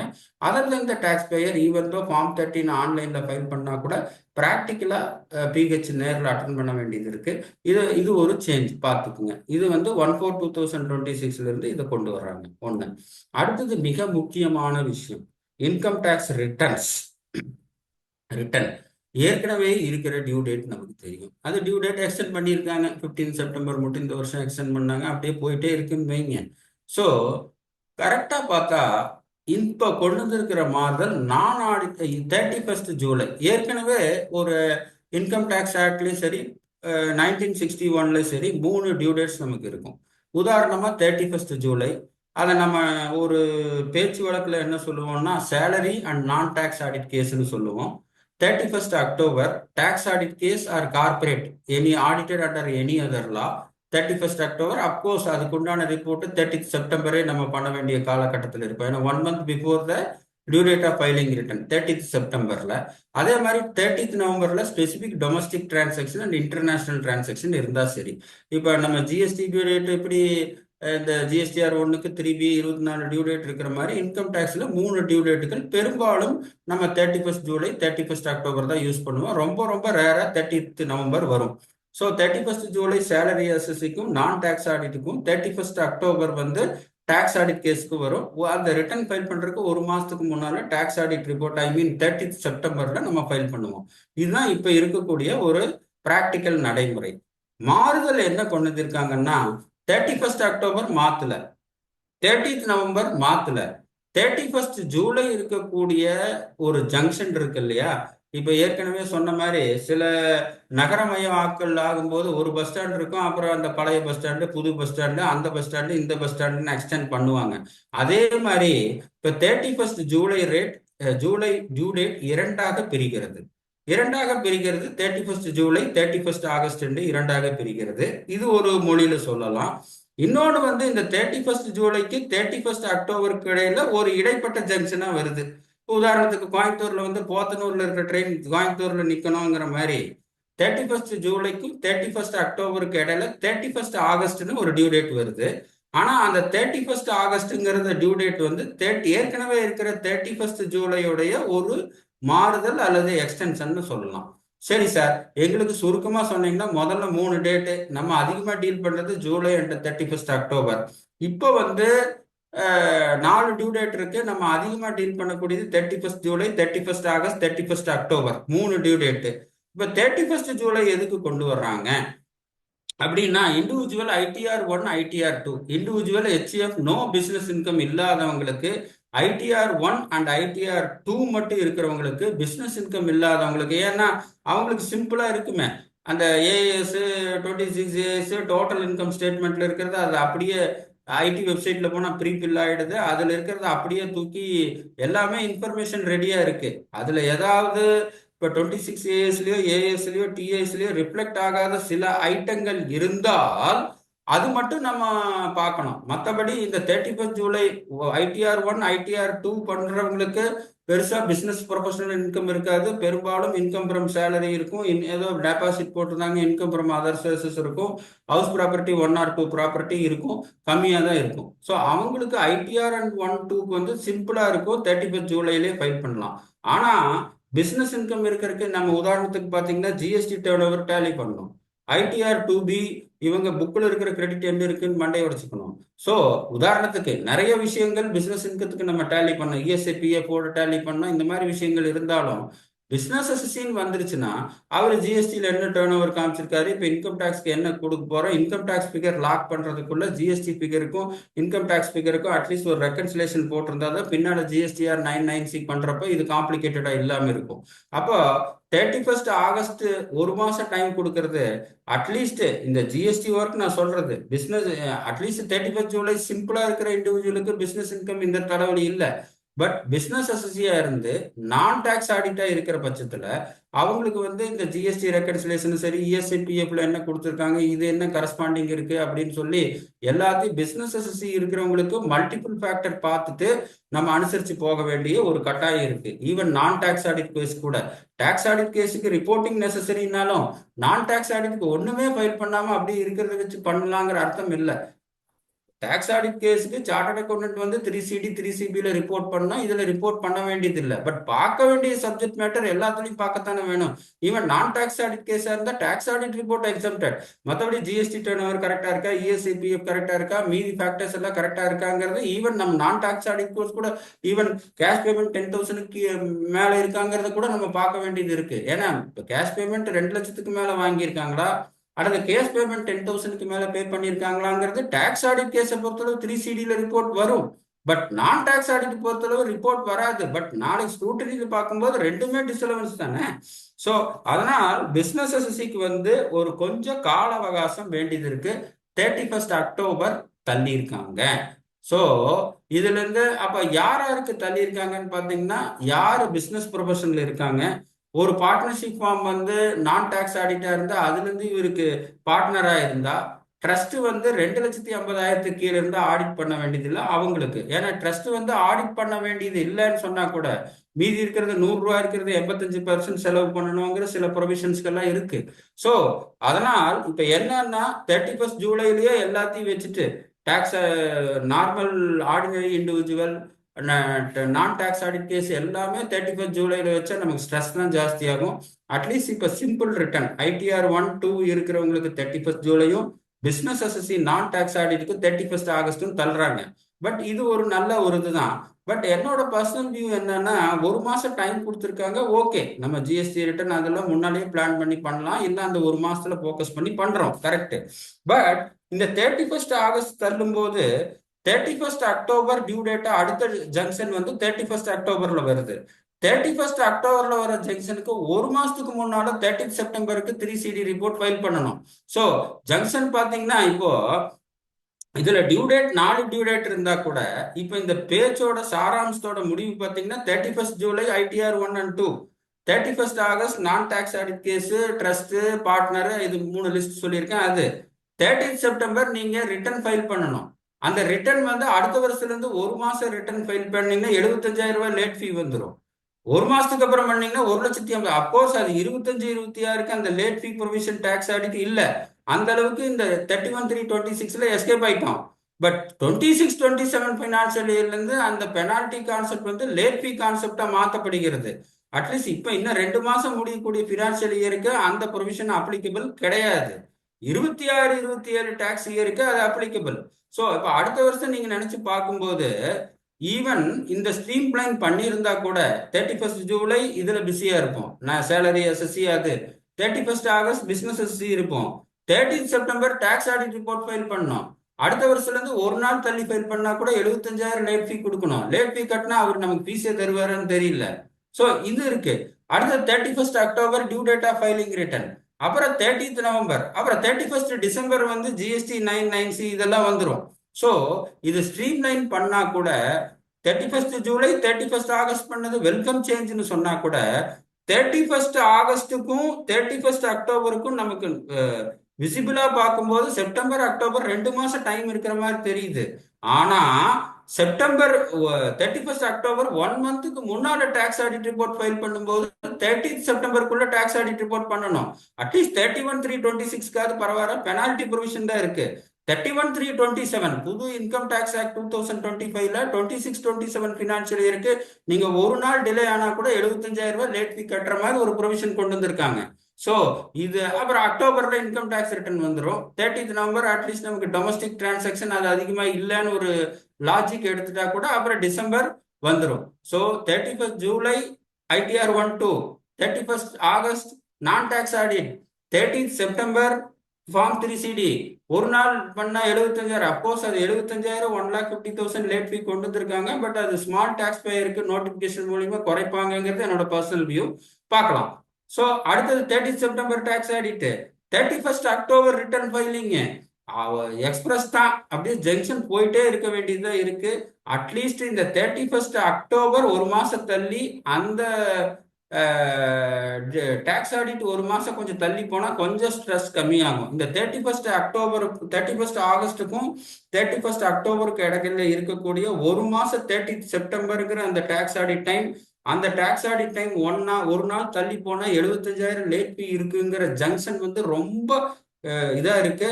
அதை நம்ம பார்க்கணும். அட்லீஸ்ட் ஏதாவது பின்னால இது ஒரு ஃபினான்ஸ் ஆக்டா வரும்போது ஏதாவது செய்வாங்கன்னு பார்ப்போம். ஸோ இந்த 2 டியூ டேட்டுகள் மாற்றி அமைக்கப்படுகிறது. அதோட இம்ப்ளிகேஷன் இம்பாக்ட் நான் டிஸ்கஸ் பண்ணிட்டேன். நெக்ஸ்ட், ஸோ இந்த ப்ரொவிஷன் வந்து 31/3/26 இப்போ முடியக்கூடிய ஃபினான்ஷியல் இயருக்கு இது அப்ளிகபிள். ஸோ முடியக்கூடிய ஃபினான்ஷியல் இயருக்கே 31 July 2026 ITR 1-2, 31 August non tax audit, 30th September tax audit, 31 October due date of filing for tax audit. Of course late fee மட்டும் 31/3/26க்கு வராது. அது பின்னால லேட் ஃபீ காலத்துல நான் சொல்றேன். ஸோ இது ஒன்று. அடுத்து ரிவைஸ் ரிட்டர்ன். அடுத்த கான்செப்ட் பார்த்தீங்கன்னா ரிவைஸ் ரிட்டர்ன். நார்மலா பார்த்தா ஒரிஜினல் ரிட்டர்ன் டியூ டேட்டுக்குள்ள பண்ணணும். இப்ப பேசுனது தான் முதல்ல இருந்த டியூ டேட்டே வச்சுக்கோங்க. 31 ஜூலை 31 அக்டோபர் 2 தான் இருக்கு. நவம்பர் அதிகமா வரதில்லன்னு வச்சுக்கோங்க. ஒரிஜினல் ரிட்டர்ன் அந்த டேட்டுக்குள்ள பண்ணணும். அந்த டேட்டுக்குள்ள பண்ணலன்னா பிலேட்டட் ரிட்டர்ன் 31 டிசம்பருக்குள்ள பண்ணலாம். ரிவைஸ் ரிட்டர்னும் 31 டிசம்பருக்குள்ள பண்ணலாம். இப்ப இருக்கிற கால அளவு வந்து original return 31 July, original return 31 October tax audit கேஸா இருந்தா, belated return 31 December 2026, revise return 31 December 2026. இப்ப இருக்கிற எக்ஸிஸ்டிங் ப்ரொவிஷன் பிரகாரம் இதுதான். இப்ப ப்ரொபோஸ்ட் ப்ரொவிஷன் என்ன சொல்றாங்கன்னா, சரி இப்ப பிலேட்டட் ரிட்டர்ன் ஃபைல் பண்றாரு, ரிவைஸ் ரிட்டர்னுடைய சாரமே வந்து எனி ராங் ஒமிஷன் ஒரிஜினல் ரிட்டர்ன்ல இருந்தா நம்ம ரெக்டிஃபை பண்ணணுங்கிறது தான் ரிவைஸ் ரிட்டர்னுடைய சாரம்.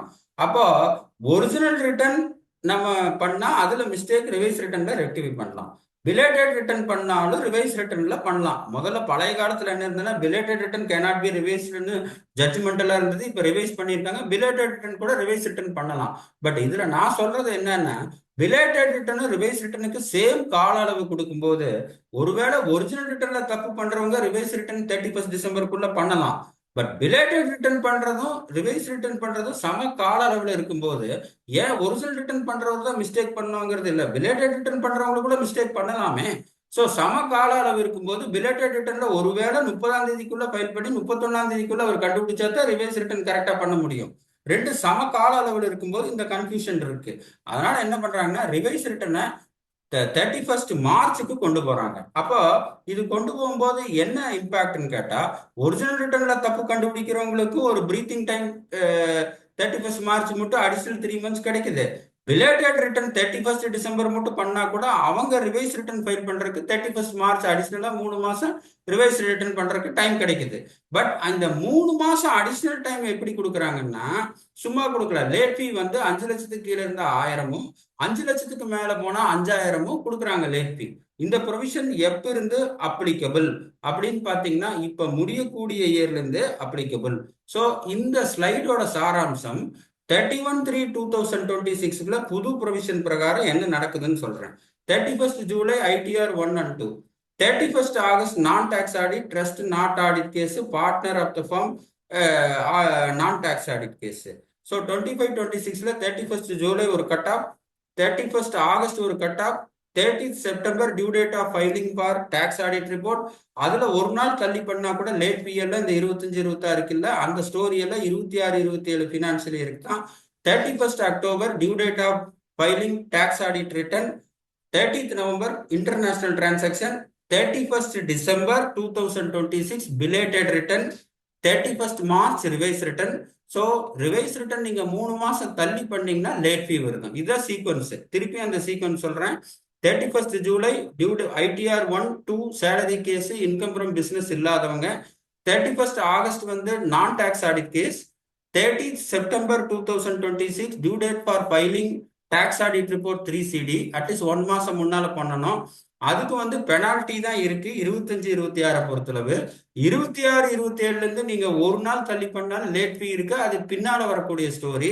அட்லீஸ்ட் 25-26க்கு நம்ம நிம்மதி புரிய வச்சு விட்டுக்கலாம். 0.5% ஆர் 1,50,271B அது இருக்கு.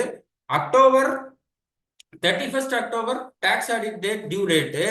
அந்த belated return 31 December 2026, revise return 31 March மட்டும் பண்ணலாம். நீங்க அந்த 3 மாசம் டிலேவா பண்றதுனால எப்படி ஜிஎஸ்டியில லேட் ஃபீ இருக்கோ 990C பண்ணா அந்த மாதிரி இருக்கோ, உங்களோட இன்கம் 5 லேக்கு கீழே இருந்தா 1000 ரூபாய் லேட் ஃபீ கட்டணும்.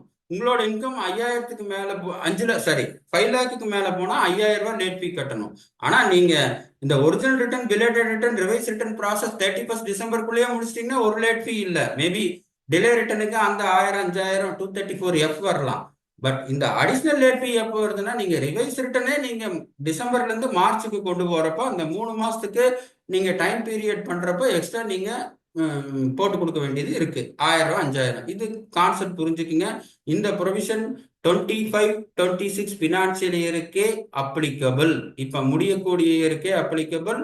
Due date 31 July, 31 August, 30 September, 31 October, 31 December, 31 March. இது ஒன்று. அடுத்தது அப்டேட்டட் ரிட்டர்ன் பார்த்தீங்கன்னா அப்டேட்டட் ரிட்டர்ன் எதுக்கெல்லாம் ஃபைல் பண்ண முடியாதுன்னு, return of loss cannot reduce the tax liability, cannot increase the refund. So return of loss இருந்தால் அப்டேட்டட் ரிட்டர்ன் ஃபைல் பண்ண முடியாது. டாக்ஸ் லைபிலிட்டி ரெடியூஸ் பண்ணி ரீஃபண்ட் வாங்க முடியாது. ஏற்கனவே இருக்கிற ரீஃபண்டை அதிகப்படுத்த முடியாது. இந்த மாதிரி 3 கான்செப்ட் இருந்தது. இப்போ என்ன கொண்டு வந்திருக்காங்கன்னா, ஏற்கனவே நீங்கள் 100 ரூபாய்க்கு ஒரிஜினல் ரிட்டர்ன்ல லாஸ் ரிப்போர்ட் பண்றீங்க. இப்போ ITRUல 90 ரூபா பண்றீங்கன்னா பண்ண முடியும். ஏற்கனவே இருக்கிற ப்ரொவிஷன் பிரகாரம் லாஸ் ரிட்டர்னே பண்ண முடியாது. ஆனா இப்போ வந்திருக்கிற ப்ரொவிஷன் வந்து ஃபர்ஸ்ட் மார்ச் 1/4 பழைய இன்கம் டேக்ஸ் இப்போ இருந்தே பண்ணலாம். ஸோ இது இன்னொரு நாள் வெயிட் பண்ண வேண்டியது இல்லை. 1961 இப்போ ஃபர்ஸ்ட் மார்ச்ல இருந்து இது கொண்டு வர்றாங்க. ஒரிஜினல் ரிட்டர்ன்ல 100 ரூபா பண்ணிட்டு பின்னால ITR அப்டேட்டட் ரிட்டர்ன்ல 90 லாஸ் ரிப்போர்ட் பண்ணலாம். ஒரிஜினல் ரிட்டர்ன்ல என்ன ரிப்போர்ட்டிங் லாஸோ அதை விட கம்மியா அப்டேட்டட் ரிட்டர்ன்ல பண்ணீங்கன்னா it is very very allowed ஆக்சுவலா. ஸோ ஏன்னு பார்த்தீங்கன்னா 100 ரூபா 90 ரூபா பண்ணும்போது அட்லீஸ்ட் நெக்ஸ்ட் இயர் நீங்க பிராட் ஃபார்வர்ட் பண்ணும்போது அந்த 10 ரூபாய்க்கு செட்டப் பண்ணாமல் டேக்ஸ் கட்டுவீங்கல்ல. ஏன்னா நீங்க நெக்ஸ்ட் இயர் நீங்க கொண்டு போகும்போது 100 ரூபா லாஸ் செட்டப் பண்றதுக்கு பதிலாக நெக்ஸ்ட் இயரோ நெக்ஸ்ட் இயரோ அது 8 வருஷமோ 4 வருஷமோ இருக்கிறப்ப இந்த 100 ரூபாய் நீங்க லாஸ் ரெடியூஸ் பண்றதுக்கு பதிலா அப்டேட்டட் ரிட்டர்ன்ல பண்ண 90 rupees தான் நீங்க பண்ணுவீங்க. அப்ப at least to the extent of 10 rupees வந்து டாக்ஸ் வந்து அட்வான்டேஜ் இந்த வருஷம் வரலனாலும் அந்த லாஸ் கம்மியா ரிப்போர்ட் பண்ணி அதை நம்ம அனுமதிக்கிறதுனால எதிர்காலத்துல வரக்கூடிய டாக்ஸ் வந்து கவர்மெண்ட்டுக்கு வரக்கூடிய ஒரு வாய்ப்பு இருக்குங்கிற அடிப்படையில் இந்த ரிட்டர்னோடது அப்டேட்டட் ரிட்டர்ன் லாஸ் ரிட்டர்னாக இருந்தாலும் பண்ணலாம், ப்ரொவைடட் ஏற்கனவே ரிப்போர்ட் பண்ண லாஸை விட கம்மியாக ரிப்போர்ட் பண்ண வேண்டும். இது வந்து 1/4/2026 இப்ப இருந்தே வருது. 25-26 இருந்தே இந்த ப்ரொவிஷன் அப்ளிகபிள். இந்த பிபிடியை நீலகண்டன் சார் உங்களுக்கு ஷேர் பண்ணுவாரு. டீட்டெயில்டாக பார்த்துக்குங்க. அடுத்தது பார்த்தீங்கன்னா அப்டேட்டட் ரிட்டர்ன் வந்து நோட்டீஸ் விட்டா அப்டேட்டட் ரிட்டர்ன் ஃபைல் பண்ண முடியாதுன்னு இருந்தது. இப்போ நோட்டீஸ் விட்டு 148 ரீஅசஸ்மெண்ட்ல ஓப்பன் பண்ணியிருக்காங்க. அசஸ்மெண்ட் கன்க்ளூட் ஆகல, பட் நோட்டீஸ் விட்டுருக்காங்கன்னு சொன்னாவே ஐடிஆர்யூ ஃபைல் பண்ணலாம். முதல்ல வந்து என்ன இருந்ததுன்னா ஒரு 280 அல்லது 148 ரீஅசஸ்மெண்ட்ல நோட்டீஸ் வந்துருச்சுனாவே ஐடிஆர்யூ நீங்க பண்ண முடியாது. ஏன்னா அவர் நோட்டீஸ் விட்டு பிரச்சனை பண்ணதுக்கு அப்புறம் தானே நீங்க ஐடிஆர்யூ போறீங்கன்னு இருந்தது. இப்போ நோட்டீஸ் விட்டு அசஸ்மெண்ட் கன்க்ளூட் பண்ணலன்னா கூட நீங்க ஐடிஆர்யூ ஐடிஆர்யூ அப்டேட்டட் ரிட்டர்ன் நீங்க எனேபிள் பண்ணலாம். எக்ஸ்ட்ரா ஒரு 10% கட்டணும். இப்போ ஃபர்ஸ்ட் இயர்னா 25% அடிஷனல் டேக்ஸ், செகண்ட் இயர்னா 50, 60, 70 ஏற்கனவே இருக்கு. அதோட மேல கொஞ்சம் ஒரு 10% கூட கட்டினீங்கன்னா நோட்டீஸ் வந்தால் கூட நீங்க updated return eligible. So updated ரிட்டர்ன்ல 2 சேஞ்சஸ் இருக்கு. ஒன்று லாஸ் ரிட்டர்ன் ரிப்போர்ட் பண்ணதை விட கம்மியா ரிப்போர்ட் பண்ண முடியும். முதல்ல வந்து ரிப்போர்ட் பண்ண முடியாம இருந்தது. லாஸ் ரிட்டர்னாவே செல்லாதுன்னு இருந்தது. இப்ப லாஸ் ரிட்டர்ன் வந்து முதல்ல ரிப்போர்ட் பண்ணியிருக்க லாஸை விட கம்மியா பண்ண முடியும். ரெண்டாவது விஷயம், அப்டேட்டட் ரிட்டர்ன் வந்து இன்கம் டேக்ஸ் நோட்டீஸ் ரீஅசஸ்மெண்ட்ல செக்ஷன் 148 புது செக்ஷன் 280 வந்தா கூட நீங்க அதை அடிஷனல் டேக்ஸ் 10% கட்டி, உதாரணத்துக்கு ஃபர்ஸ்ட் இயர்னா 25+10, 50+10, 60+10, 70+10 கட்டிட்டு நீங்க போயிட்டே இருக்கலாம். ப்ராசிக்யூஷன் அண்ட் பெனால்டி ப்ரொவிஷன் இருக்காது. இது ஒண்ணு. அடுத்து லேட் ஃபீ பாத்தீங்கன்னா ஏற்கனவே சொன்னதுதான். லேட் ஃபீ வந்து பிலேட்டட் ரிட்டர்னுக்கு தெரிஞ்சது. லேட் ஃபீக்கு நமக்கு அறிமுகம் தேவையில்லை. ஜிஎஸ்டியில நிறைய அனுபவப்பட்டிருக்கோம், இல்லை அடி வாங்கியிருக்கோம், எப்படி வேணா வச்சுக்கோங்க. பிலேட்டட் ரிட்டர்ன் முதல்ல வந்து டியூ டேட்டா முதல்ல 234 இருந்தது. அதுல 1000 ரூபாய் 5000 ரூபாய் எல்லாம் கட்டிட்டு தான் இருக்கும். இப்போ பிலேட்டட் ரிட்டர்ன் டிசம்பர்ல இருந்து மார்ச் பண்ணா ரிவைஸ் ரிட்டர்ன் வந்து டிசம்பர்ல இருந்து மார்ச் பண்ணும்போது 1000 ரூபாய் 5000 ரூபாய் போடுறாங்க. முதல்ல பிலேட்டட் ரிட்டர்னுக்கு 1000 ரூபாய் 5000 ரூபாய் இருந்தது. இப்போ ஒரு ஃபர்தர் ஸ்டெப், அப்போ வந்து 1000+1000 5000+5000 வரும்னு நினைக்கிறேன். ரிவைஸ் ரிட்டர்னுக்கும் வந்து ஒரு டாப் அப் பண்ணி விட்டுருக்காங்க. அடுத்தது வந்து ஆடிட் ரிப்போர்ட் ஏற்கனவே சொன்னது தான். ஆடிட் ரிப்போர்ட் வந்து பெனால்டி கன்வெர்டட் இன்டு லேட் ஃபீ. அப்கோர்ஸ் இப்போதைக்கு 31/3/26க்கு இந்த ப்ரொவிஷன் அப்ளிகபிள் ஆகாதுங்கிறது ஒரு மன திருப்தி கொடுக்க வேண்டிய விஷயம். ஏன்னா 1 மந்த் டிலே இருந்தா 75,000 லேட் ஃபீ, ஒரு மாசத்துக்கு மேல போனா 1,50,000க்கு மேல லேட் ஃபீங்கிறது சின்ன சின்ன டேக்ஸ் ஆடிட் கேஸுக்கெல்லாம் நம்ம பண்ணாமட்டா நம்ம இந்த 75,000 லேட் ஃபீக்கு எடுத்தா நம்ம ஃபீஸே வருமாங்கிறது ஒரு சந்தேகம் இருக்கு. அட்லீஸ்ட் இந்த ப்ரொவிஷன் வந்து 26/27 26/27 30 செப்டம்பர் 2027க்கு தான் வருதுங்கிறது ஒரு தற்போதைக்கு ஒரு ஆறுதல் அளிக்கக்கூடிய விஷயம். 31/3/2026 பொறுத்தளவு 30 செப்டம்பர் 2026 டியூ டேட்டா ஆடிட் ரிப்போர்ட் இருக்கக்கூடிய இடத்துல 271B இன்னும் இருக்கு. 0.5% of the turnover, 1,80,000. But social மீடியால என்னமோ லேட் ஃபீ 2026க்கே வந்த மாதிரி ப்ரொஜெக்ட் பண்றாங்க. இந்த இடத்துல ரொம்ப தெளிவா தெரிஞ்சுக்கங்க, 31/3/25/26க்கு பெனால்டி ப்ரொவிஷன் தான். இந்த late fee provision penalty provision late fee ப்ரொவிஷனா மாத்தினது கரெக்ட் தான். ஆனா இது அப்ளிகபிள் ஃபார் த 26-27 பினான்சியல் இயருக்கான ஒழிய இப்ப முடியக்கூடிய 31/3/26க்கு இல்லை. ஸோ இப்போதைக்கு தலைவலி இல்லைன்னு வருத்தப்பட்டு பண்ணிக்கலாம். பட் எதிர்காலத்துல ஒரு நாள் ஒரு மாசம் டிலே ஆன லேட் ஃபீங்கிறத நம்ம அப்பீலே பண்ண முடியாது, அதை கட்டிட்டு தான் போற மாதிரி இருக்கும். இதை கொஞ்சம் பார்த்துக்குங்க. அட்லீஸ்ட் நமக்கு இப்போ இன்னொரு 1 இயர் டைம் இருக்கு. இதை மேன் பவர்லயோ இல்லை வேலையிலயோ நம்ம பிளான் பண்ணக்கூடிய அவகாசம் இருக்கிறது. அடுத்தது பார்த்தீங்கன்னா இன்கம் ஃப்ரம் ஹவுஸ் ப்ராப்பர்ட்டியில் 2 லட்ச ரூபா 2 ப்ரொவிஷன் இருக்கு. அது ஒரு ப்ரொவிஷன் பவர் பாயிண்ட் பார்த்துங்க, அது அதிகமாக டீல் பண்றது இல்லை. இந்த 2 லட்ச ரூபா வந்து ரெசிடென்சியல் ப்ராப்பர்ட்டிக்கு அலோவ் பண்றாங்க. எப்பவுமே interest and borrowed capital prior period interest and after prior period இன்ட்ரெஸ்ட்னு வரும். ரெண்டு சேர்த்தி இப்போ எக்ஸிஸ்டிங் ப்ரொவிஷன் 1/4/2026 இருந்து 2 லட்சம் பிளஸ் ப்ரியர் இயர் இன்ட்ரெஸ்ட். உதாரணத்துக்கு ப்ரியர் கன்ஸ்ட்ரக்ஷன் இன்ட்ரெஸ்ட் வந்து ஒரு 10,000 இருந்ததுன்னா இதுக்குள்ள இருக்கிறது 2 லட்சம் இருந்ததுன்னா 2 லட்சம் ரெஸ்ட்ரிக்ஷன் பிளஸ் அந்த 10,000 2,10,000 கிளைம் பண்ணிக்கலாம்.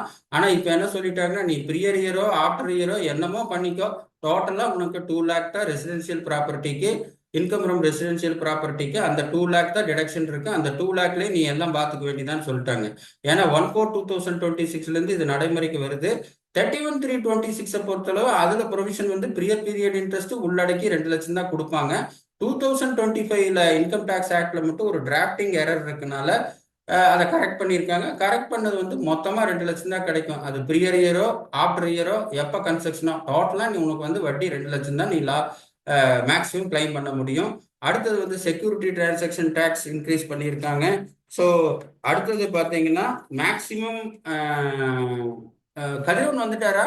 ஹலோ அம்மா, hello. Security transaction tax increase பண்ணியிருக்காங்க. So consideration for share buyback, capital கெயின்ல சிறு மாறுதல்கள் இருக்கு. ஸோ பனிஷ்மெண்ட் இம்ப்ரெஸ்மெண்ட் வந்து குறைச்சிருக்காங்க. இம்ப்ரெஸ்மெண்ட் பீரியட் வந்து 7 இயர்ஸ் இருக்கிறது 2 to 3 இயர்ஸ் குறைச்சிருக்காங்க. அவர் ஜெயிலில் போட்டு பணமா வரப்போகுது. ஸோ அதனால 2 to 3 இயர்ஸ் குறைச்சிருக்காங்க. ரிப்பீட்டட் அஃபென்ஸுக்கு 3 இயர்ஸ், 2 இயர்ஸுக்கு நார்மலா. அதுல டாக்ஸ் அமௌண்ட் இன்வால்வ் எப்படி ஜிஎஸ்டியில ப்ராசிக்யூஷன் அஃபென்ஸ் இருக்கோ அதே மாதிரி டாக்ஸ் ஆடிட் 50 லட்சத்துக்கு மேல போனா 2 இயர்ஸ், 2 இயர்ஸ்க்கு 2 years or fine or both. அதே மாதிரி 10 to 50 லேக் இருந்தால் 6 மந்த் தான் imprisonment or fine or both பண்ணலாம். 10 லேக் பண்ணலாம். ஸோ ரொம்ப பனிஷ்மெண்ட் 7 வருஷம் 8 வருஷங்கிறதெல்லாம் குறைச்சி 2 வருஷம் 3 வருஷம் கொண்டு வந்திருக்காங்க. ரிப்பீட்டட் அஃபென்ஸுக்கு 3 இயர்ஸ் ஜெயில் சொல்லியிருக்காங்க. ரிப்பீட் பண்ணாத நார்மல் அஃபென்ஸுக்கு மேக்ஸிமமே 2 இயர்ஸ்னு கொண்டு வந்திருக்காங்க. 2 years plus or fine or போத்னு கொண்டு வந்திருக்காங்க. ஸோ ஒருத்தர் இது பண்ணாருன்னா அவர் அட்லீஸ்ட் வச்சிருந்தா தான் அட்லீஸ்ட் வர்ற இன்கத்துலயாவது டேக்ஸ் ரெக்கவர் பண்ணணுங்கிற ஒரு விஸ்டத்துல கொண்டு வந்திருக்காங்க. ஸோ 7 இயர்ஸுங்கிறது 2 இயர்ஸ் அண்ட் 3 இயர்ஸாக குறைக்கப்படுகிறது. ரிப்பீட்டட் அஃபென்ஸுக்கு 3 இயர்ஸ் சொல்லியிருக்காங்க. அதே மாதிரி ஃபாரின் அசெட் டிஸ்க்ளோசர் ஸ்கீம்ங்கிறத ஒன்று கொண்டு வந்திருக்காங்க. ஸோ அது வந்து இப்போ ஸ்மார்ட் அதில் எலிஜிபிலிட்டி ஏதாவது ஒரு ஃபாரின் இன்கம் விட்டு போயிருந்தாவோ, ஃபாரின் அசெட் டிஸ்க்ளோஸ் பண்ணாமோ, இல்லை அதுக்கு டேக்ஸ் கட்டாமல் இருந்தாவோ, அல்லது டேக்ஸ் கட்டி ரிப்போர்ட் பண்ணாமல் இருந்தாவோ ஒரு சலுகை இப்போ கொண்டு வந்திருக்காங்க. ஏன்னா நிறைய பேர்த்துக்கு ஃபாரின் அசெட் விட்டு போச்சு வந்துருச்சுன்னு நோட்டீஸ் வந்துட்டு இருக்கு. ஸோ இது இப்போ ஸ்கீம் கொண்டு வந்திருக்காங்க. அதில் வந்து பெனால்டி ப்ராசிக்யூஷன் வராது. இதெல்லாம் பண்ணீங்கன்னா எப்படி நமக்கு சமாதான ஸ்கீம் ஜிஎஸ்டியில் வருதோ அந்த மாதிரி ஸ்கீம் இருக்கு.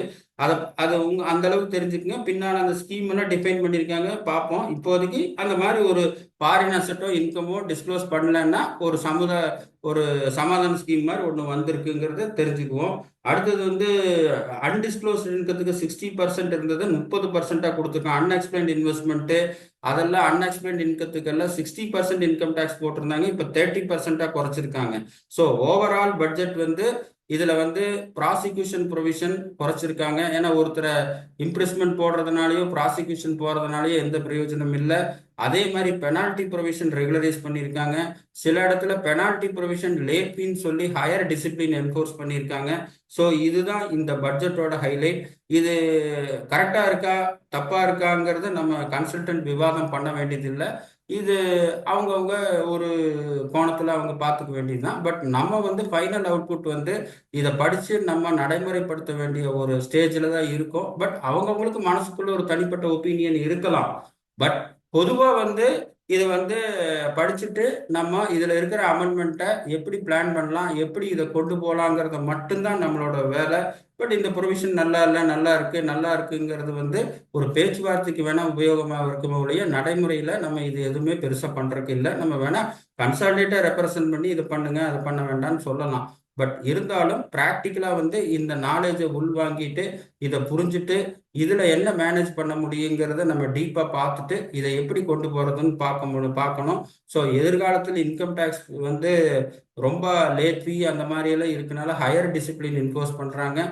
ப்ராக்டிஸ்னருக்கும் ப்ரொஃபஷனலுக்கும் ஏற்கனவே ஸ்ட்ரெஸ்ஸு டென்ஷன் இருக்குது. இது வந்து நம்ம கரெக்டாக மேன் பவர் கரெக்டாக ஒர்க்கு நம்மளால முடியலன்னா யாராவது வேற இருக்க நீங்கள் அவங்கள பார்த்துங்கன்னு சொல்கிறது. இந்த மாதிரி ப்ராப்பர் மேன் பவர் ஒர்க்கிங் இல்லைன்னா நமக்கு ஸ்ட்ரெஸ்ஸும் மன அழுத்தமும் அதிகமாகும். இப்போ சமீபத்தில் பார்த்தீங்கன்னா நம்ம நண்பர்கள் மிக இளைய வயதில் மிடில் ஏஜில் வந்து இருந்துட்டு இருக்காங்க. ஸோ தட் நம்ம வந்து முடிஞ்ச அளவுக்கு நம்ம பார்த்துட்டு முடியலன்னா முடியல நீங்கள் வேற ஆளை பார்த்துக்குங்கன்னு பண்ணுறது நல்லது. மேன் பவர் பிளான் பண்ணுறது நல்லது. ப்ரொவிஷனை நல்லா படித்து பார்த்துட்டு இதை எப்படி சீக்கிரமாக டெசிஷன் எடுக்கணுங்கிறது நல்லது. இதுதான் நம்ம மேலே பண்ண முடியும். இதுக்கு மீறி பிற அவுட் சைட் ஃபேக்டர்ஸ் இருக்குது, அது நம்ம கையில் இல்லை. ஸோ இந்த பட்ஜெட் சம்பந்தமான என்னுடைய கருத்துக்களை மிக தெளிவாகவும் என்னால் முடிஞ்ச அளவுக்கு நான் சொல்லிட்டேன். இந்த பவர் பாயிண்ட்டை திரு நீலகண்டன் அவர்களுக்கு நான் ஷேர் பண்ணுறேன்.